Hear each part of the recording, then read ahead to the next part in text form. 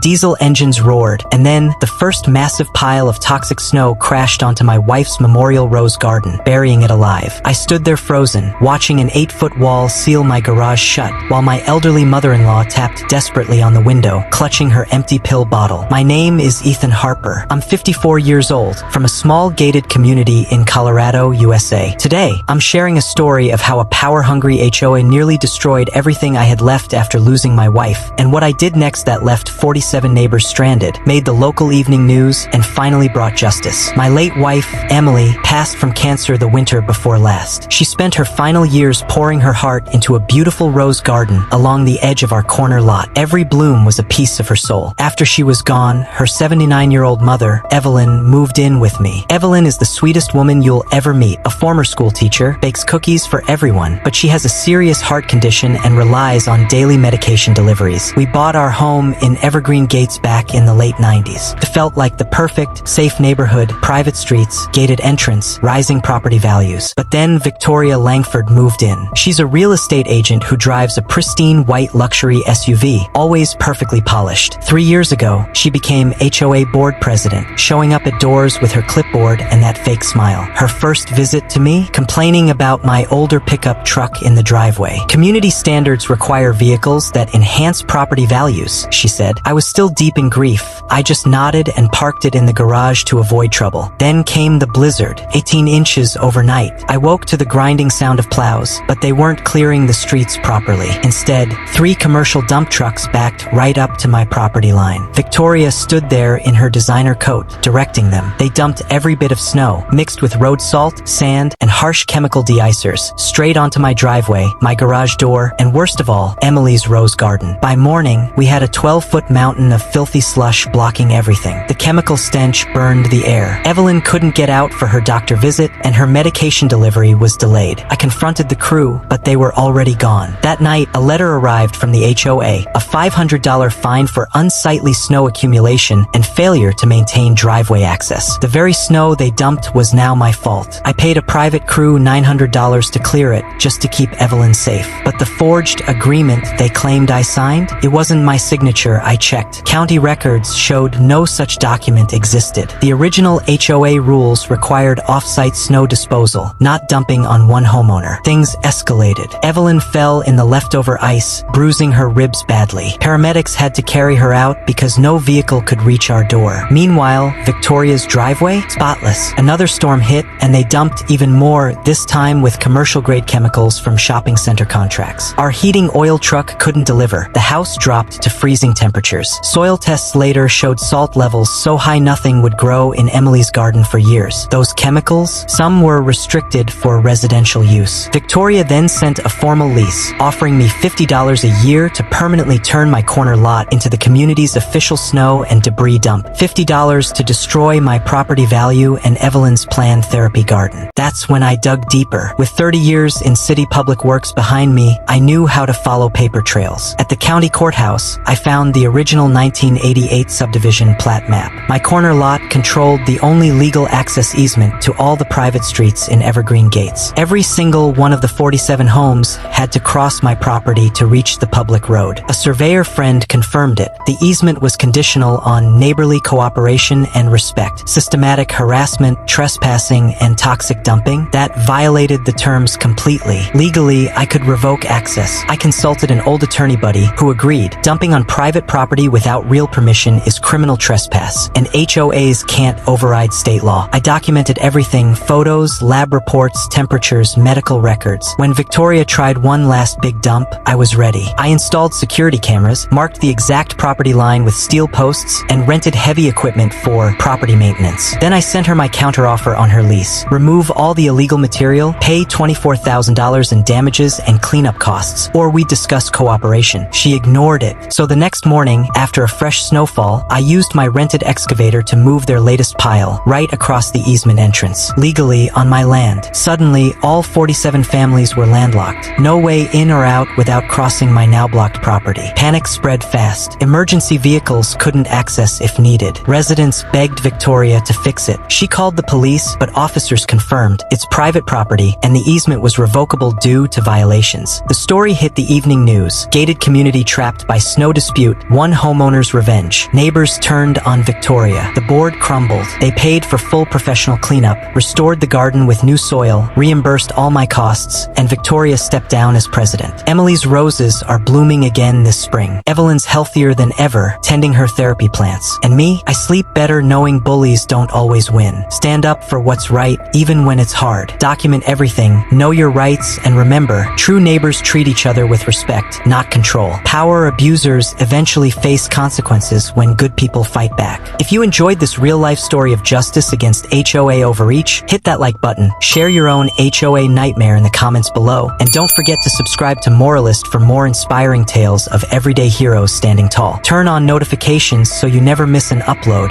Thanks for watching.